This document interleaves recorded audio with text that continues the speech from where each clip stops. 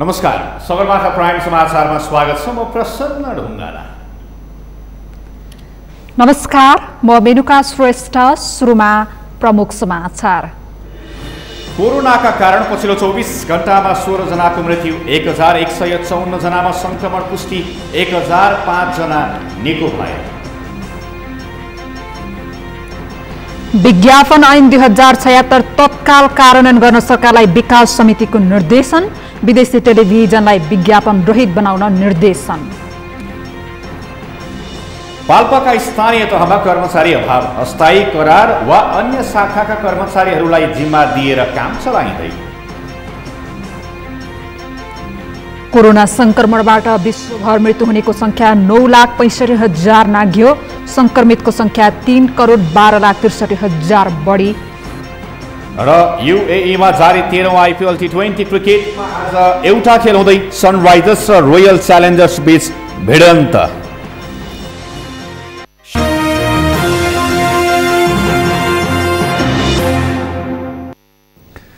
Sagarmatha prime समाचार अब विस्तारमा। नेपालमा आज थप 1054 जनामा कोरोना संक्रमण पुष्टि भएको छ।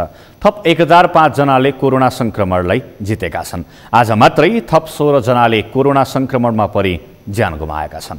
सन्तोष बिके थापाको रिपोर्ट।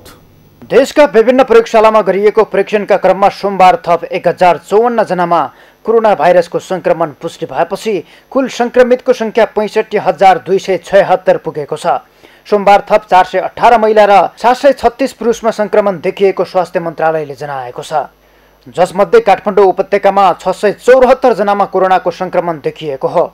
स्वास्थ्य मन्त्रालयका अनुसार काठमाडौँमा 538 जना, भक्तपुरमा 74 जना र ललितपुरमा 62 जनामा कोरोना संक्रमण देखिएको छ। आज देशभरि जम्मा सक्रिय संक्रमितहरूको संख्या 17,611। संस्थागत आइसोलेसनमा रहनुभएका व्यक्तिहरूको संख्या 8,921। प्रदेश 1 मा 269, प्रदेश 2 मा 825, बागमती प्रदेशमा 5,218, गण्डकी प्रदेशमा 654, प्रदेश 5 मा 1,217, कर्णाली प्रदेशमा 289 र सुदूरपश्चिम प्रदेशमा 449 जना हुनुहुन्छ। कोरोना भाइरसको संक्रमणमा परेर सोमबार थप 16 जनाले ज्यान गुमाएका छन्। योसँगै नेपालमा कोरोनाबाट मृत्यु हुनेको संख्या 427 पुगेको छ। हाल सक्रिय संक्रमितको संख्या 17,611 जना रहेको छ। पछिल्लो 24 घण्टामा 1005 जना कोरोना संक्रमण मुक्त भई घर फर्किएपछि कोरोना भाइरस जितेर निको हुनेको संख्या 47,238 पुगेको स्वास्थ्य मन्त्रालयका प्रवक्ता डाक्टर गौतमले जानकारी दिएका छन्। कोभिड-19 बाट संक्रमण मुक्त भई गत 24 घण्टामा डिस्चार्ज हुनुहुनेहरूमा जम्मा 1005 जना हुनुहुन्छ। आजसम्म डिस्चार्ज हुनुहुने जम्मा 47,238 जना हुनुहुन्छ। हाल देशभर 7,403 जना क्वारेन्टाइनमा रहेका छन्। त्यस्तै होम आइसोलेसनमा 8,690 जना रहेका छन् भने संस्थागत आइसोलेसनमा 8,921 जना छन्। हालसम्म 9,23,823 वटा PCR परीक्षण भएको स्वास्थ्य मन्त्रालयले जनाएको छ। सगरमाथा टेलिभिजनका लागि सन्तोष बेके थापा, काठमाडौँ। शुक्रराज ट्रपिकल तथा सरुवा रोग अस्पताल टेकुमा कोरोना भाइरस परीक्षण गर्न जानेको संख्या बढेको छ। उपत्यका प्रवेशमा खुल्ला गरेपछि कामका लागि काठमाडौँ आउने सर्वसाधारणको संख्या बढेको र उपत्यकाभित्रै संक्रमितको संख्यामा वृद्धि भएसँगै कोरोना जाँच गराउनेको संख्या बढेको हो। कोरोना जाँच गराउन गएपछि भिडका कारण टेकुमा सामाजिक र भौतिक दूरी भने पालना भएको छैन, जसका कारण अस्पताल बाहिरैबाट कोरोना संक्रमणको जोखिम बढेको छ। परीक्षणका लागि गेट बाहिर दिनहुँ लामो लाइन र भिड हुने गरेको अस्पतालले जनाएको छ। परीक्षण गर्न पुगेका मध्ये केहीले नजिकैको व्यक्तिमा कोरोना देखिएकाले जाँच गराउन आएको बताएका छन् भने केहीले भने घरबेटीले कोरोना रिपोर्ट मागेकाले परीक्षण गर्न आएको बताएका छन्। सो अस्पतालमा हालसम्म करिब 29,000 कोरोना परीक्षण गरिएको छ। नेपाल नर्सिङ सङ्घले कोरोना महामारीका बेला जिम्मेवारीमा रहेका नर्सहरूको सुविधा र स्वास्थ्य सुरक्षामा ध्यान दिन आग्रह गरेको छ।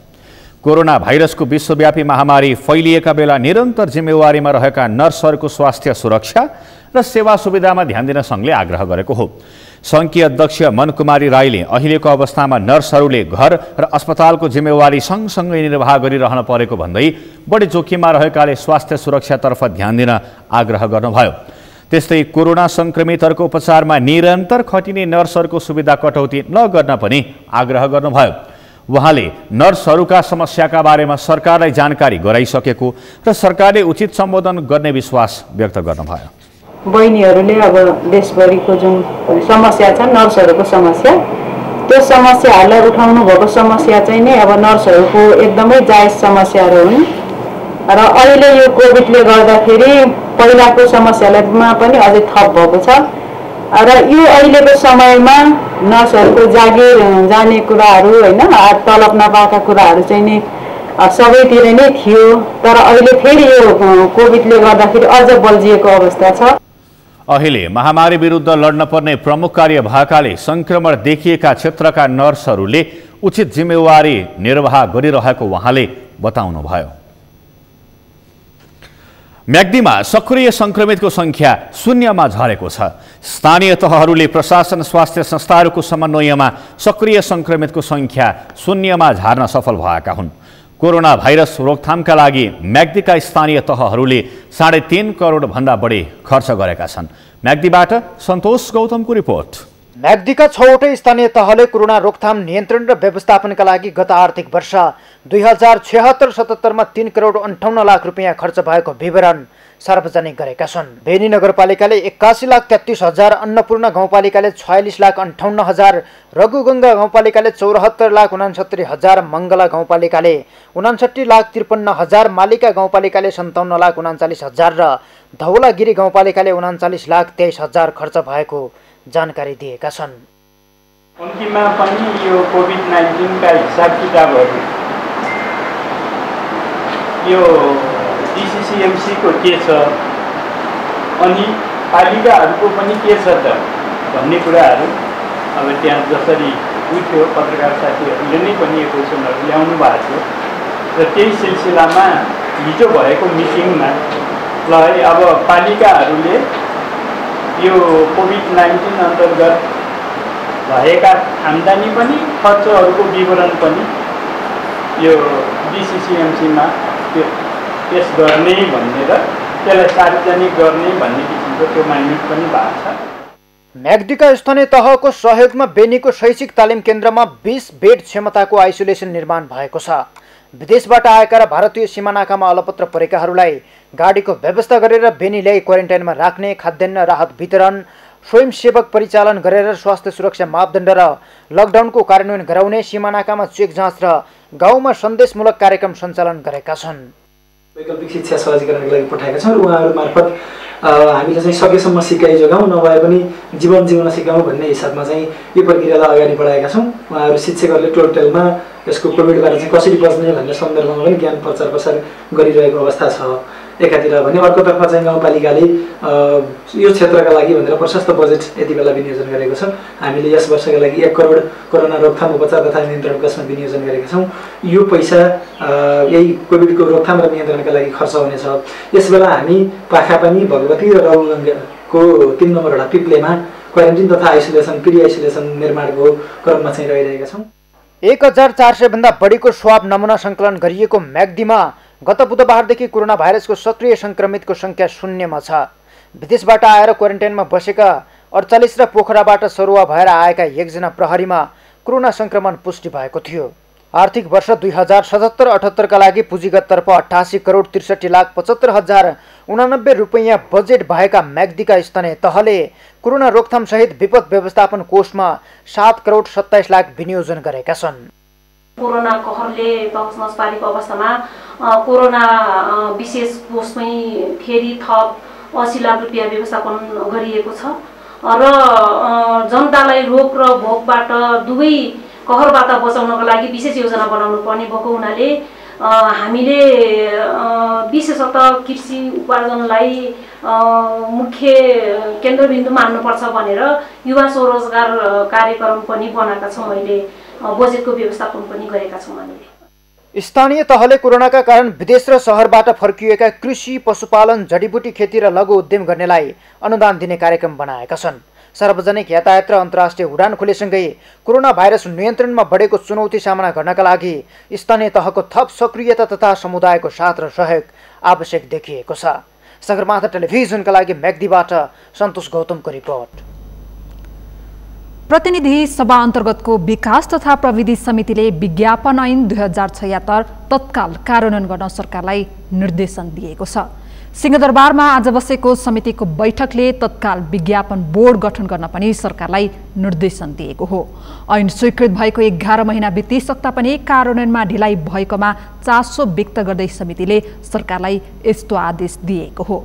समितिका सभापति कल्याणी खड्काले ऐनको दफा 6 मा उल्लेख भए अनुसार डाउनलिंक अनुमति लिएका विदेशी टेलिभिजनलाई विज्ञापन रहित बनाउने 1 वर्ष समयावधि तोकिएको र समयावधि सकिन 1 महिना बाँकी हुँदा समेत खासै काम हुन नसकेको भन्दै तत्काल कार्य सम्पन्न गरी ऐन कार्यान्वयन गराउन निर्देशन दिनुभयो। उहाँले विदेशी च्यानलमा स्वदेशी विज्ञापन राख्ने नीति ऐनको भावना विपरीत हुने भन्दै त्यस्तो निर्णय नगर्न समेत सञ्चार तथा सूचना प्रविधि मन्त्रालयलाई निर्देशन दिनुभयो। कार्ययोजना बनाएको छ। साथै यो ऐनको कार्यान्वयनबाट नेपालमा कतिवटा विदेशी च्यानलहरू रोकिने अवस्थामा रहेका छन् र यसले पार्ने सकारात्मक र नकारात्मक प्रभावका बारेमा मन्त्रालयको धारणा 15 दिनभित्र समितिमा पठाउन सञ्चार तथा सूचना प्रविधि मन्त्रालयलाई निर्देशन गर्दछ। बैठकमा सञ्चार तथा सूचना प्रविधि मन्त्रालयका सचिव हरिप्रसाद बस्यालले मन्त्रालय विज्ञापन ऐन कार्यान्वयनमा प्रतिबद्ध रहेको बताउनु भएको छ। उहाँले विज्ञापन बोर्ड गठनका लागि नियमावली मन्त्री परिषदमा पुगेको र यसै हप्ता नियमावली स्वीकृत गरी ऐन कार्यान्वयनमा ल्याउने बताउनुभयो। च्यानलहरू प्रस्तुत हुने विज्ञापनलाई क्लिन फिडको रूपमा नेपालमा प्रस्तुत गर्नलाई समयावधि हाम्रो 2077 साल कार्तिक 8 गतेदेखि कम्प्लिटली लागू गर्नुपर्ने अवस्था छ। त्यसलाई चाहिँ मन्त्रालयले संवेदनशील रूपमा लिएर त्यसलाई कार्यान्वयन गर्नलाई तत्कालै हामीले एउटा चाहिँ यो विज्ञापन बोर्ड गठन गर्नुपर्ने अवस्था रहेर त्यो बोर्डको नियमावलीको ड्राफ्ट बनाएर हामी चाहिँ कानुन मन्त्रालय र सञ्चार मन्त्रालयले स्वीकृति गरेर नेपाल सरकार मन्त्री परिषद बैठकमा प्रस्तुत गरिसकेका थियौँ। त्यसबाट पनि हामीले मन्त्री परिषदबाट पनि हामी विधेयक समितिमा छलफलको क्रममै रहेको छ। उहाँले राष्ट्रिय प्रसारण ऐन र नियमावलीले समेत विदेशी टेलिभिजनलाई विज्ञापन रहित बनाउन कुनै बाधा नपर्ने भएकोले सरकारले यसलाई कार्यान्वयनमा ल्याउने जानकारी गराउनुभयो। बैठकमा सांसदहरूले ऐन कार्यान्वयनमा सरकारले तदारुकता देखाउन नसकेको भन्दै ऐनको तत्काल कार्यान्वयन गर्न आग्रह गरेका थिए। संसदका दुवै सदनबाट पारित भई राष्ट्रपतिबाट 2076 साल कार्तिक 8 गते स्वीकृति पाएको विज्ञापन ऐन हालसम्म कार्यान्वयनमा आउन सकेको छैन। प्रतिनिधि सभाको महिला तथा सामाजिक समितिले बालबालिका सम्बन्धी ऐन कार्यान्वयनका लागि तत्काल नियमावली बनाउन सरकारलाई निर्देशन दिएको छ। बालबालिका सम्बन्धी ऐन र अन्य श्रम सम्बन्धी कानुन बीच भिन्नता देखिएको र ऐन कार्यान्वयनका लागि नियमावली नै नभएकाले तत्काल नियमावली बनाई कार्यान्वयनमा ल्याउन समितिले नेपाल सरकार, महिला बालबालिका तथा ज्येष्ठ नागरिक मन्त्रालयलाई निर्देशन दिएको हो। आज सिंहदरबारमा बसेको समितिको बैठकका निर्णयहरू सुनाउँदै समिति सभापति निरुदेवी पालले बालबालिका सम्बन्धी ऐन र अन्य सम्बन्धित कानुनहरूको प्रावधानमा एकरूपता कायम गर्न, बालबालिकाको सर्वाङ्गीण विकासका लागि आवश्यक काम गर्ने सम्बन्धमा निर्देशन दिएको बताउनुभयो।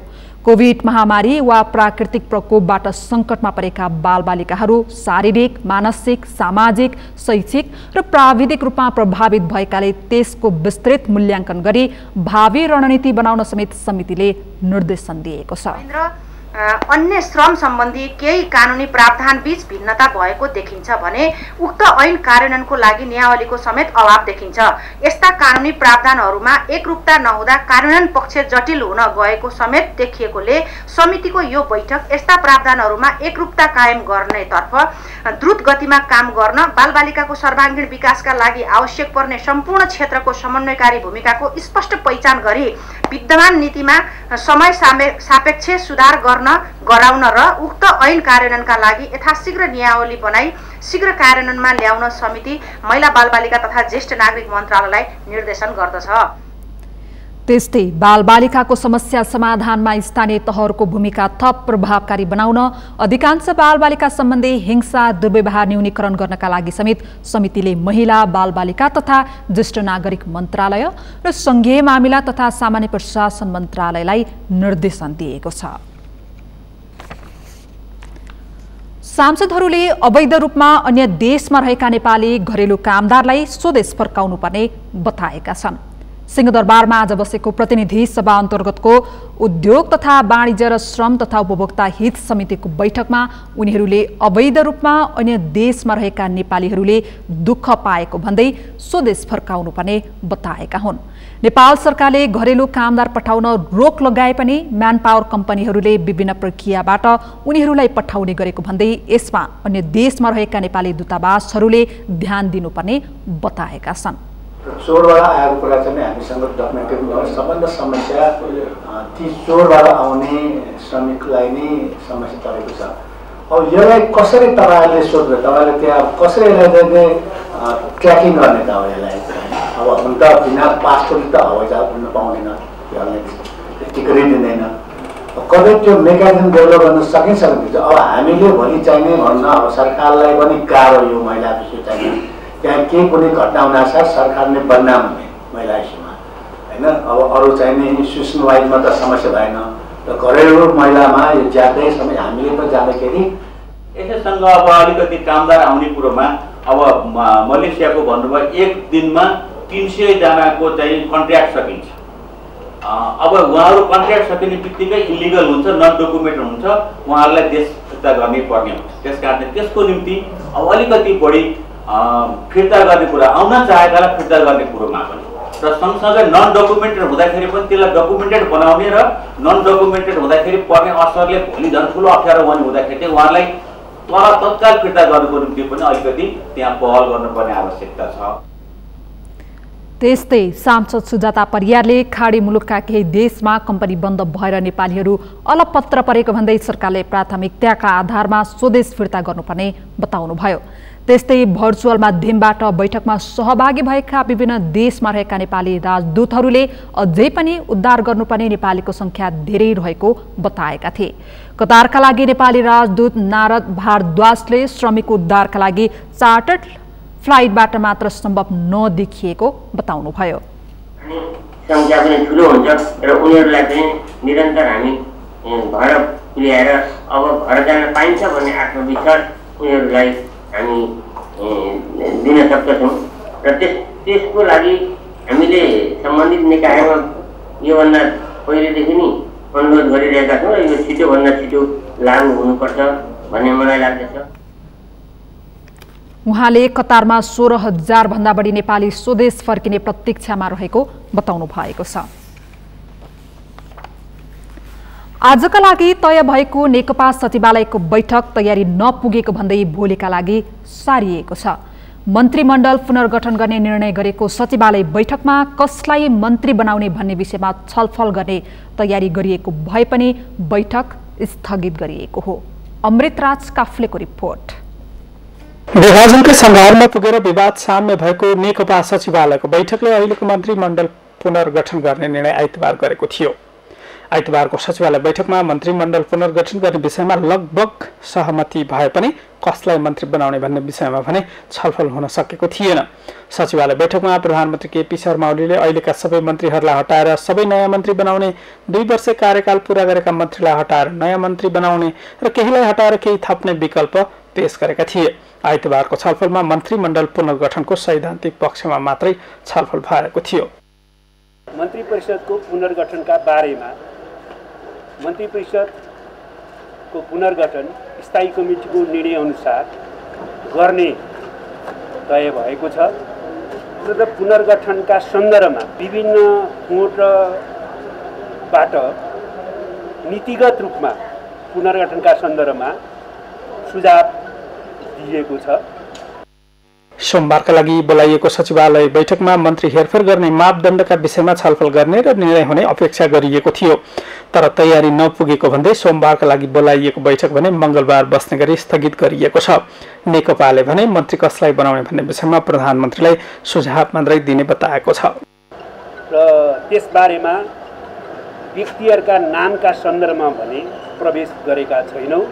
आवश्यकता पर्यो भने प्रधानमन्त्रीसँग त्यसबारेमा पछि नै छलफल हुन्छ। अहिले नेकपामा जारी छलफलका क्रममा यसै साता राष्ट्रिय सभामा मनोनित भएका उपाध्यक्ष वामदेव गौतम सहित प्रवक्ता नारायण काजी श्रेष्ठ समेतलाई मन्त्री बनाउने विषय पनि छलफलमै छ। तर उपाध्यक्ष गौतमलाई मन्त्री बनाउन असंवैधानिक भएको भन्दै सर्वोच्च अदालतमा आइतबारै रिट दायर भएको छ, जुन रिटमाथि बुधबार सुनवाई हुँदैछ। त्यसबाहेक अहिले रिक्त रहेका अर्थ, सञ्चार र शहरी विकास मन्त्रालयमा नयाँ मन्त्री नियुक्त गर्नुपर्ने अवस्था समेत छ। सगरमाथा टेलिभिजनका लागि क्यामेरामा सुरेन्द्र रावतका साथमा अमृतराज काफले, काठमाडौँ। सगरमाथा प्राइम समाचारमा अब एकैछिन विश्रामपछि पाल्पाका स्थानीय तहमा कर्मचारी अभाव, अस्थायी करार वा अन्य शाखाका कर्मचारीहरूलाई जिम्मा दिएर काम चलाइँदै। कोरोना संक्रमणबाट विश्वभर मृत्यु हुनेको संख्या 9,65,000 नाघ्यो। संक्रमितको संख्या 3,12,63,000 बढी।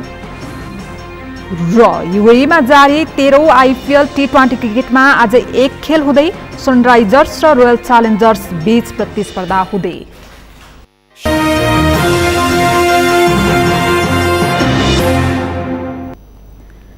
विश्रामपछि सगरमाथा प्राइम समाचारमा स्वागत छ। अब बाँकी समाचार। पाल्पाका स्थानीय तहमा प्राविधिक जनशक्ति र वडा सचिवहरू नहुँदा स्थानीय सरकारहरूको सेवा प्रवाहमा समस्या भएको छ। नागरिकका अधिकार घर घरमा पुगेको भनिए पनि सेवा प्रवाह कर्मचारी अभावका कारण चुस्त हुन सकेको छैन। पाल्पाबाट किरण कौशलको रिपोर्ट। पाल्पाका स्थानीय तहमा पूर्वाधारतर्फका प्राविधिक, अमिन, कृषि र पशु प्राविधिक स्थायी दरबन्दी भए पनि अस्थायी वा करारका कर्मचारीले सेवा दिइरहेका छन्। भौगोलिक हिसाबले दुर्गममा कर्मचारीको कम आकर्षण देखिए पनि सदरमुकाममा रहेको तानसेन नगरपालिकामा पनि कर्मचारी दरबन्दी अनुसार छैनन्। जिल्लाका 10वटै स्थानीय तहमा दरबन्दी अनुसार कर्मचारी पुगेका छैनन्। अस्थायी करार वा अन्य शाखाका कर्मचारीहरूलाई जिम्मेवारी दिएर स्थानीय तहहरूले सेवा प्रवाह गरेका छन्। जिल्ला सदरमुकाम तानसेन नगरपालिकामा 60 जनाको स्थायी दरबन्दी रहेकोमा 25 जना कर्मचारीको मात्रै दरबन्दी छ। नगरपालिकामा सिनियर डिभिजन इन्जिनियर, लेखा अधिकृत, अधिकृत छैटौं शिक्षा, कृषि अधिकृत, पशु विकास अधिकृत लगायतका मुख्य पदहरू नै खाली रहेको नगर प्रमुख अशोक कुमार शाहीले बताउनुभयो।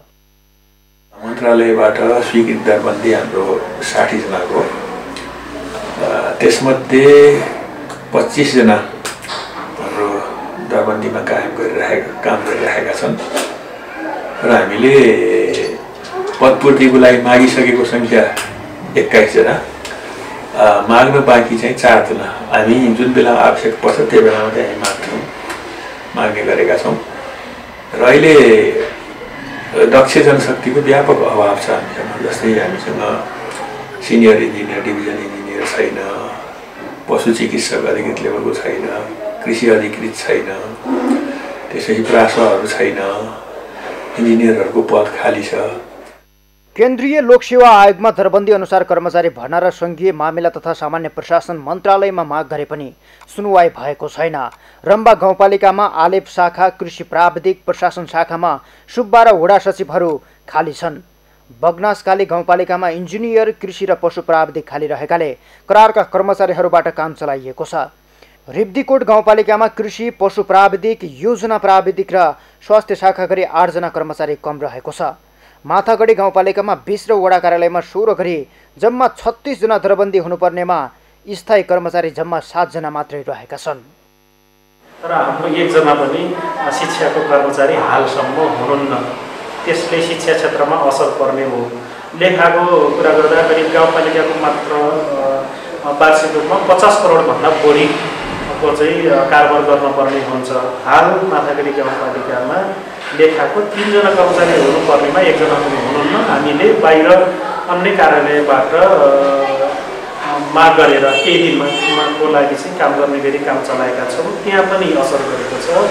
तेस्रो वडा सचिवहरू जो जनताको प्रत्यक्ष चाहिँ दैनिक जीवनसँग जोडिने वडा कार्यालयहरूमा वडा सचिवहरू 8वटा वडामा चाहिँ वडा सचिवहरू हुनुपर्ने 1 जना पनि चाहिँ स्थायी कर्मचारी हुनुहुन्न। जिल्लाका सबैजसो स्थानीय तहमा कर्मचारी अभाव भएकाले करारका कर्मचारी भर्ना गरेर सेवा प्रवाह र अन्य शाखाको जिम्मेवारी दिएर सेवा प्रवाह हुँदै आएको छ। सगरमाथा टेलिभिजनका लागि पाल्पाबाट किरण कौशलको रिपोर्ट। सिन्धुपाल्चोकबाट संघीय संसदमा निर्वाचित सांसद शेरबहादुर तामाङले जिल्लालाई खानेपानी समस्या मुक्त जिल्ला बनाउने बताउनु भएको छ। जिल्लामा सञ्चालित खानेपानी आयोजनालाई पाइप हस्तान्तरण गर्दै सांसद तामाङले यस्तो बताउनु भएको हो। जिल्लामा हाल 49 खानेपानी आयोजना सञ्चालनमा रहेका छन्, जसमध्ये 26 आयोजनाका लागि सांसद तामाङले 1 करोड 20 लाख रुपैयाँ बराबरको खानेपानी पाइप हस्तान्तरण गर्नुभएको हो। खानेपानी मन्त्रालयको विशेष योजना अन्तर्गत मेलम्ची खानेपानी प्रभावित क्षेत्रहरूमा गत वर्षदेखि विभिन्न योजनाहरू सञ्चालनमा रहेका छन्। कोभिड-19 महामारी कहरका बीच 6 महिनापछि आन्तरिक हवाई उडान सुरु भएको छ। विभिन्न नौ वायु सेवा कम्पनी मध्ये 8वटाले आजदेखि उडान सुरु गरेका छन्। कोरोना संक्रमणको जोखिम बढेको भन्दै गत चैत 11 गतेदेखि बन्द भएको नियमित हवाई सेवा 180 दिनपछि खुलेको छ। तर सामान्य अवस्थाको 25% मात्रै उडान हुनेछन्। सन्तोष बिके थापाको रिपोर्ट। 6 महिनादेखि बन्द रहेको नेपालको नियमित आन्तरिक हवाई उडान सेवा सोमबारबाट सुरु भएको छ। सामान्य अवस्थामा हुँदै आएका उडानको 25% मात्र सञ्चालन गर्ने गरी अनुमति दिइएको उडानमा विशेष अवस्थाको स्वास्थ्य मापदण्ड लागू हुने भएको छ। विश्व स्वास्थ्य संगठन र अन्तर्राष्ट्रिय नागरिक उड्डयन संगठनले बनाएको कोरोना सम्बन्धी मापदण्ड अनुसार स्वास्थ्य सतर्कता अपनाउनु पर्नेछ। नयाँ व्यवस्था अनुसार उडान समयभन्दा कम्तीमा 2 घण्टा अघि नै यात्रु विमानस्थल पुग्नुपर्नेछ भने हाते झोला र अत्यावश्यक सामान मात्र लैजान पाइने भएको छ। यात्रुको PCR परीक्षण रिपोर्ट अनिवार्य नभए पनि स्वयं व्यक्तिले स्वस्थ रहेको घोषणा पत्र सहित विस्तृत फारम भर्नुपर्ने मापदण्ड बनाइएको छ। बुद्धको मात्रै मैले हेर्दाखेरि आज 17वटा फ्लाइट रहेछ। यतिको अलिक कम रहेछ, 6-7वटा फ्लाइट मात्रै राख्न सकेका छौँ आज भन्नुभएको छ। यो फर्स्ट डे हो, उहाँहरूलाई शुभकामना छ। सुरक्षित रूपमा गन्तव्यमा पुर्याउन ल्याउन सक्नुहोस् र ती एयरलाइन्सहरू जसले ट्राभलको लागि प्रधान कार्यालयबाट क्यानबाट चाहिँ नि सेड्युल अप्रुभ गराउनु भएको छ, उहाँहरूले अन्तर्राष्ट्रिय मापदण्ड बमोजिमका स्वास्थ्य सचेतनालाई एक थोपा पनि आज नआउने गरी हामीले कसरी अपरेसन सञ्चालन गर्न सकिन्छ भन्ने हिसाबमा लागेका छौँ। आन्तरिक उडानहरू सुरु हुँदा आवागमन सहज हुने भए पनि यसले कोरोना भाइरस संक्रमण बढाउन सक्ने चिन्ताहरू पनि व्यक्त भइरहेका छन्। तर विमान सेवा कम्पनीहरूले यस बीचमा गरेका चार्टर उडानमा समेत यही मापदण्ड प्रयोग भएकाले केही प्रभावकारी हुन सक्ने विश्वास लिइएको छ। सीमित संख्यामा उडान गर्नुपर्ने भए पनि एयरलाइन्सले हवाई भाडा वृद्धि गर्न पाउने छैनन्। उनीहरूले सामान्य अवस्थाको भाडा दरमै उडान गर्नुपर्नेछ। आन्तरिक उडान सुरु भएको सोमबार करिब 50 उडान भएका छन्, तर मध्य असोजसम्म कोरोना भाइरस संक्रमणको अवस्था हेरेर उडानमा थपघट गर्ने बारे अर्को निर्णय हुनेछ। अवस्था अनुकूल हुँदै गयो भनेदेखि बढाउनु पनि सकिएला। विकली चाहिँ नि यो असेसमेन्ट गर्ने भन्ने छ। अहिले पनि हिसाबले कतिवटा फ्लाइट हुँदो रहेछ हेरौँ है भन्नुभएको थियो।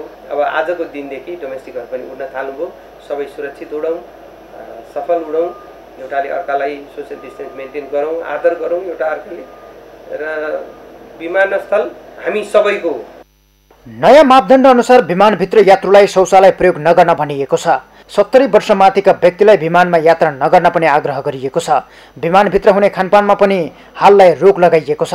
कोरोना संक्रमण बढिरहेका बेला उडान सेवा खुले पनि देशभरका आन्तरिक विमानस्थलहरूले स्वास्थ्य सतर्कतामा विशेष सावधानी अपनाउनु पर्नेछ। सगरमाथा टेलिभिजनका लागि क्यामेरामा उत्सव वाग्लेका साथमा सन्तोष भिके थापा, काठमाडौँ। लामो समयदेखि बन्द आन्तरिक हवाई उडान सुरु भएपछि पोखराका पर्यटन व्यवसायीहरू खुसी भएका छन्।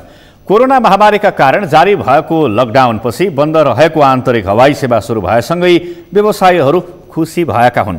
सरकारले गत चैत 11 गतेबाट देशैभरि लकडाउन जारी गरेसँगै पर्यटन व्यवसाय ठप्प बनेको थियो। 4 महिना लामो लकडाउन खुलेपछि आन्तरिक हवाई सेवा सुचारू नहुँदा पर्यटन व्यवसाय सञ्चालन हुन सकेको थिएन।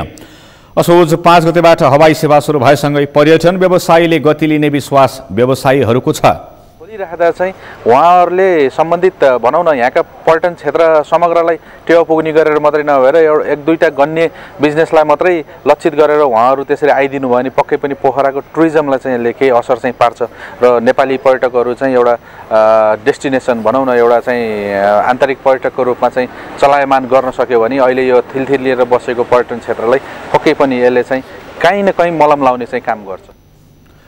अर्का पर्यटन व्यवसायी सूर्य भुजेलले सहज रूपमा व्यवसाय सञ्चालन गर्ने अवस्था अझै नभए पनि सरकारी स्तरबाटै सकारात्मक सहयोग हुन पर्ने बताउनु भयो। एकदमै र्यापिड भएको हुनाले यो ट्रान्सप्लान्ट भइहाल्छ कि भन्ने हिसाबमा व्यवसाय पनि खोल्न डराएका छन् र उपभोक्ताहरू पनि त्यही रूपमा जान डराइरहेका छन्। र अर्को कुरा के हो भने अब सरकारले पोजिटिभली कर्मचारीलाई हुन्छ पेड हलिडे दिएर हुन्छ, थोरै अलि प्याकेजहरू राज्यले अहिले अब कुनै पनि ठाउँमा विकास बजेटहरू कार्यक्रमहरू पर्यटन बजेटहरू खर्चै नहुने स्थिति छ भने केही न केही अलि प्रमोसन टाइपको अलि मान्छेलाई लोभाउने टाइपको प्याकेजहरू र इन्टरटेन के सबैले सहयोग गरे भने अब तै पनि हुन्छ। कास्की पर्यटन परिषदका अध्यक्ष चिरञ्जीवी पोखरेलले कोरोनासँग लिभिङ टुगेदरमा अगाडि बढ्नुको विकल्प नभएको बताउनु भयो। पर्यटकीय गन्तव्यहरूको संरक्षण गर्दै कोरोनासँग जोगिने र जोगाउँदै अगाडि बढ्न पर्ने उहाँले बताउनु भएको छ।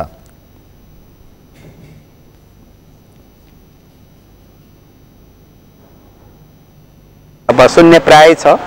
हामी यसबाट बिस्तारै हाम्रो उच्च मनोबलका साथ हामीले कोभिडसँग लिभिङ टुगेदर अथवा कोभिडसँग मुकाबिला गर्दै एकदमै सजगताका साथ पाइला चाल्नुको विकल्प हामीसँग छैन।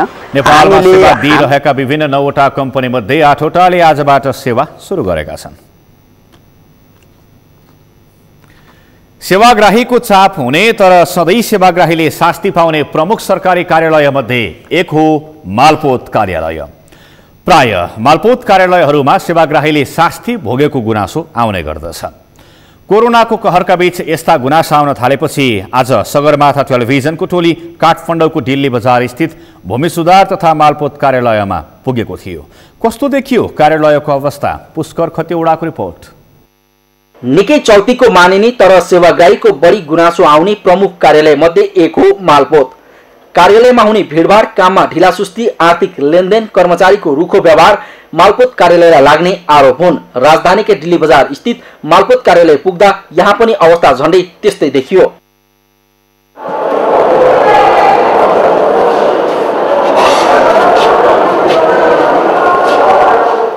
दिल्ली बजार स्थित भूमि सुधार तथा मालपोत कार्यालयमा सेवाग्राहीले सहज सेवा नपाएको गुनासो पाएपछि सोमबार सगरमाथा टेलिभिजन यथार्थ बुझ्न त्यहाँ पुग्यो। कामको बहाना बनाएर पुगेका हामीलाई मात्र एक प्रश्नको जवाबका लागि यो शाखा र त्यो शाखा भन्दै विभिन्न फाँटमा पठाइयो। यस्तोमा कतिपय कर्मचारी त जवाब समेत फर्काउँदैन थिए। यतिन्जेल हामीले क्यामेरा अन नगरी कर्मचारीको नियत बारे बुझिरह्यौं।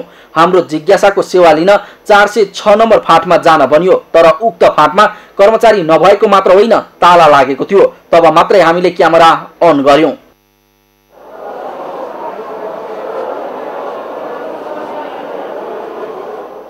मालपोतको सेवा लिन भनेर पुगेका हामी ताला बन्द कोठा अगाडि कोही कर्मचारी आउँछन् कि भनेर निकै बेर कुर्यौं, तर धेरै बेर कुर्दा समेत कोही नआएपछि यस विषयमा प्रशासन कक्ष सहित कार्यालय प्रमुखलाई जानकारी गरायौं। तब मात्र कार्यालय प्रमुखले कर्मचारी नभएको विषयमा खोजी गरे।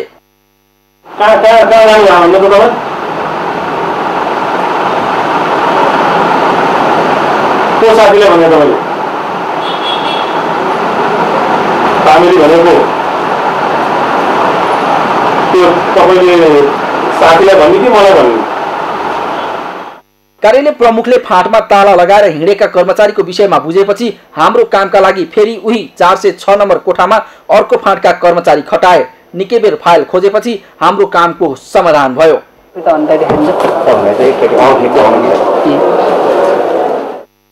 यसरी दिनौं सयौं सेवाग्राहीले शास्ति पाइरहेको कार्यालयमा ढिलासुस्ती र कर्मचारीको व्यवहारको प्रत्यक्ष अनुभव गरेका हामीले कार्यालय प्रमुखलाई सोध्यौं, दिल्ली बजार मालपोतको अवस्था कहिले सुध्रिएला त?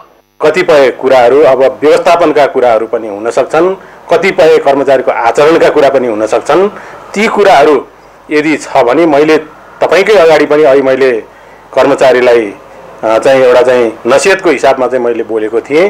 त्यो कुरा भोलिको दिनमा नि लागू हुन्छ र म अबका दिनमा व्यवस्थापन पक्षका कुराहरूमा केही कमी कमजोरी भएका छन् भने पनि म त्यसलाई चाहिँ सहर्ष त्यसलाई चाहिँ प्रतिवाद गरेर आगामी दिनमा जनताको सेवामा समर्पित हुन्छु।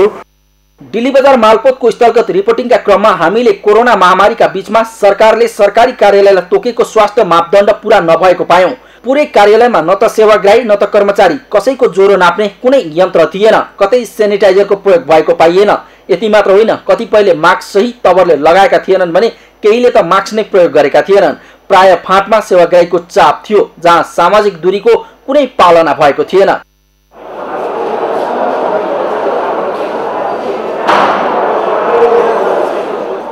यसरी सरकारी कार्यालयमै सरकारले तोकेको स्वास्थ्य मापदण्डको उल्लङ्घन भएको पाएपछि हामीले कोरोना संक्रमणको जोखिमका बीच कार्यालयमा किन कुनै सावधानी उपाय नअप्नाइएको भनी कार्यालय प्रमुखलाई प्रश्न गर्यौं। कार्यालयमा भिडभाड नगर्नु, सामाजिक दूरी कायम गर्नु र हाम्रो कर्मचारी पनि यसबाट चाहिँ अछुतो रहन नसकेको अवस्थामा हाम्रो कर्मचारीलाई पनि कोरोना चाहिँ संक्रमण भेटिएको छ। तपाईहरु अलिकति चाहिँ दूरी कायम गरेर गरिदिनुस् भनेर म उहाँहरूलाई पनि अनुरोध गरिरहेको छु।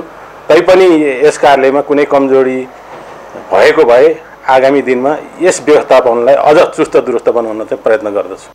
मालपोत कार्यालय तुलनात्मक रूपमा बढी सेवाग्राही आउने सरकारी कार्यालय हो। यहाँ सोझा सीधा सेवाग्राही समेत आउने गर्दछन्। तर यस्तोमा कार्यालयका कर्मचारीको व्यवहार र सेवा प्रवाहमा हुने ढिलाइले सेवाग्राही आजित बनेका छन्। यस्तोमा सेवाग्राहीलाई मालपोतबाट सेवा लिँदा ठूलै युद्ध जिते सरह हुन्छ।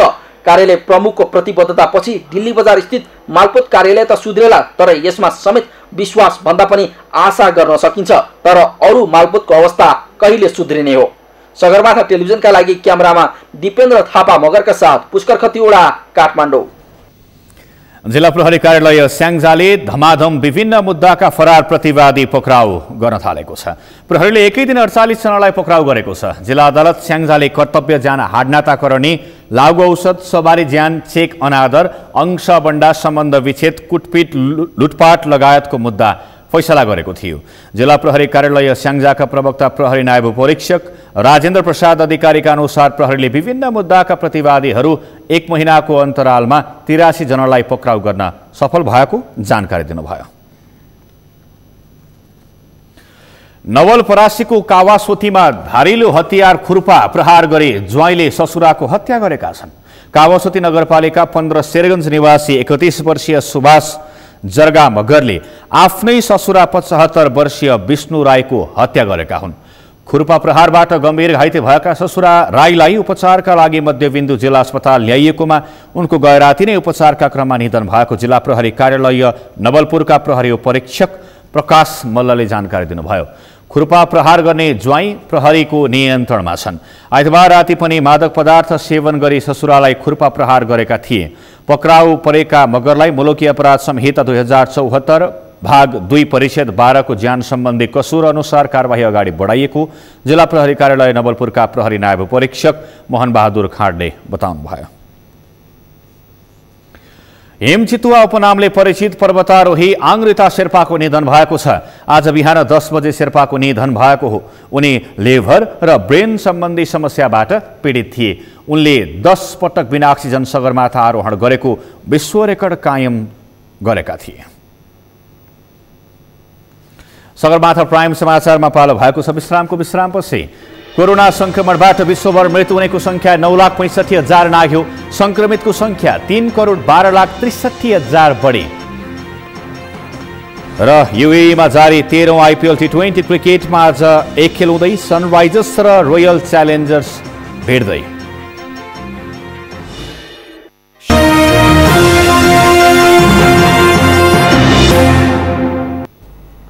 अब पालो अर्थ समाचारको। अर्थ समाचारका प्रायोजक हो आफ्नो विश्वास हो त्रिशक्ति सिमेन्ट। कैलाली र कञ्चनपुरका किसानले लगाएको बहुगुणे 2 जातको धानमा बाला नलागेपछि किसानहरू चिन्तित बन्न थालेका छन्। कृषि प्राविधिककै सल्लाहमा लगाइएको बहुगुणे 2 जातको धानमा अहिलेसम्म पनि बाला नलागेपछि किसानमा चिन्ता बढेको छ। अन्य जातको धानका बाली झुलिसक्दा पनि बहुगुणे 2 जातको धानमा भने अझै बाला लागेको छैन। कैलालीबाट दिनेश विष्टको रिपोर्ट। कैलाली र कञ्चनपुरमा गत वर्ष पनि कृषकले कृषि प्राविधिककै सल्लाहमा गरिमा जातको धानको बिउ लगाएका थिए। त्यो वर्ष गरिमा जातको धानको बिउ लगाएका हजारौं किसान मर्कामा परेका थिए। यसपालि अलिक फरक जातको धान लगाए पनि फेरि त्यस्तै नियति दोहोरिने हो कि भन्ने चिन्तामा गौरीगंगा नगरपालिका वडा नम्बर 9 का किसान छन्। वडा नम्बर 9 का किसान घनश्याम पौडेलले गरिमाको विकल्पमा बहुगुणी 2 धान लगाए पनि अहिलेसम्म बाला नलागेको बताएका छन्। उनले बहुगुणीमा बहुरङ देखिएको बताएका छन्। कुनै भर्खर बाला लाग्दैछ, कतै बाला लागेको छैन, कतै पाक्दैछ। एकै दिन एकै ठाउँबाट ल्याएर लगाएको धानमा कसरी मिश्रित भयो थाहा नपाएको उनले बताएका छन्। हामीले गौरीगङ्गा नगरपालिकाको कृषि शाखाबाट वितरण गरेको 50% अनुदानको बहुगुणी 2 नामको यो धानको बिउ ल्याएको। त्यसमा चाहिँ अब कुनै धान चाहिँ अब यो यहाँहरूले हेर्नुहुन्छ यो पाकिसकेको छ, अब यो काट्न ठिक्क भइसक्यो, यो निस्कँदैछ, अब यो फुल खेल्ने तयारीमा छ। र यसमा चाहिँ यो दुईटा गरामा चाहिँ तपाईँको यसरी अङ्कुर भित्रपट्टि छ, अब यो पसाउने तयारीमा होला। यस्तो चाहिँ तर उतापट्टिको त्यो 2-3टा गरा हेर्नुहुन्छ त्यो चाहिँ यो अङ्कुर आउने चाहिँ कुनै लक्षण पनि छैन, सङ्केत पनि छैन। गौरीगङ्गा नगरपालिका वडा नम्बर 9 शङ्करपुरका भानबहादुर ठकुन्नालाई अन्य किसान भन्दा बढी चिन्ता छ। उनले नजिकैका स्थानीय चक्रबहादुर ताडीको 1.5 बिघा जग्गा ठेक्कामा लिएर बहुगुणी 2 जातको धान लगाएका थिए। अहिलेसम्म धानमा बाला लागेको छैन। हामीले चाहिँ यो बहुगुणी 2 लगाएको थियौँ कृषि प्राविधिकबाट नै मार्फतबाट नै गौरीगङ्गा नगरपालिकाले नै दिएको हो। मैले चाहिँ 1.5 बिघामा चाहिँ लगाएको छु, तर अहिलेसम्म बाला नपसाएर म चाहिँ एकदम चाहिँ निराश भएको छु।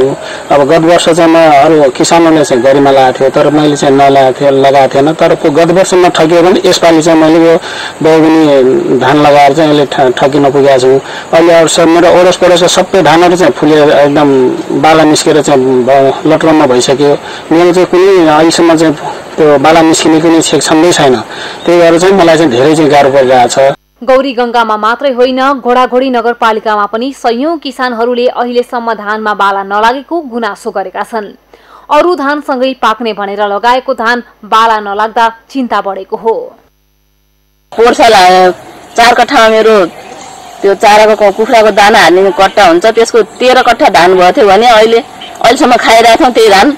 अब अर्को साललाई अब भोकमरी हुने बकाइबाट पायो भने खाने हो।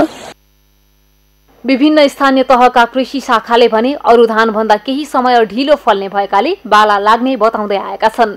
बहुगुणी 2 जातको धान कैलालीको माटो सुहाउँदो र हावापानी सुहाउँदो भएका कारण किसानले चिन्ता लिनु नपर्ने उनीहरूको तर्क छ। यता प्रदेशको भूमि व्यवस्था कृषि तथा सहकारी मन्त्रालयले धानमा बाला नलागेको विषयमा छलफल भइरहेको जनाएको छ। किसानले कैलाली र कञ्चनपुरमा प्राय 115 देखि 120 दिनमा फल्ने धान लगाइरहेका छन्। कैलाली कञ्चनपुरमै उन्नत जातको भनेर तयार गरिएको बहुगुणी 2 मा अझैसम्म बाला नलाग्दा यसपटक धान उत्पादन घट्ने आशंका गरिएको छ। सगरमाथा टेलिभिजनका लागि कैलालीबाट दिनेश विष्टको रिपोर्ट। मुसिकोट जिल्लामै पहिलो पटक ट्राउट माछा पालन व्यवसाय सुरु भएको छ। मुसिकोट नगरपालिका वडा नम्बर 6 को भण्डारी काँडामा रुक्मेली कृषि फार्म मार्फत सामूहिक माछा पालन सञ्चालन भएको हो।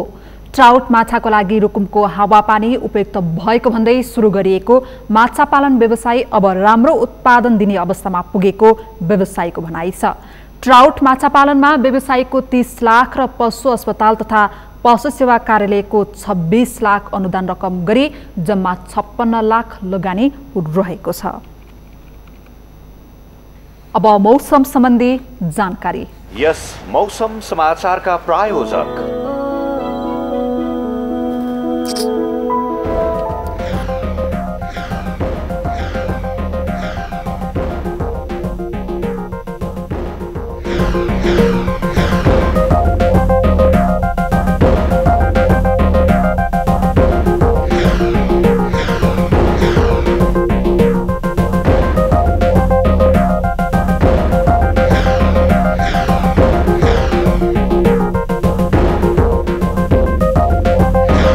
यस मौसम समाचारका प्रायोजक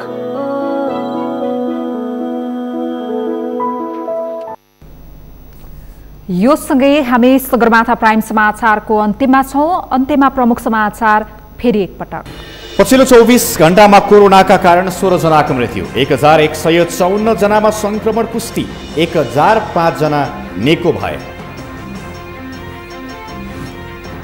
विज्ञापन ऐन 2076 तत्काल कार्यान्वयन गर्न सरकारलाई विकास समितिको निर्देशन, विदेशी टेलिभिजनलाई विज्ञापन रहित बनाउन आग्रह।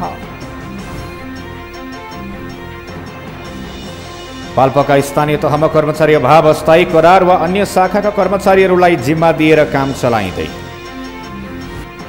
कोरोना संक्रमणबाट विश्वभर मृत्यु हुनेको संख्या 9,65,000 नाग्यो। संक्रमितको संख्या 3,12,63,000 बढी। र युएईमा जारी 13औं आइपिएल टी20 क्रिकेटमा आज एक खेल हुँदै सनराइजर्स र रोयल च्यालेन्जर्स भिड्दै। हवस् त सगरमाथा प्राइम समाचार अहिलेलाई सकियो। तपाईँ समाचार बुलेटिनका साथै सगरमाथा टेलिभिजनका सम्पूर्ण कार्यक्रम www.sagarmatha.tv मा पनि पढ्न र हेर्न सक्नुहुनेछ। साथै युट्युबमा youtube.com/sagarmatha.tv नेपालमा हेर्न सक्नुहुनेछ। साथै तपाईँ हामीलाई फेसबुकमा पनि facebook.com/STV नेपालमा फलो गर्न सक्नुहुनेछ।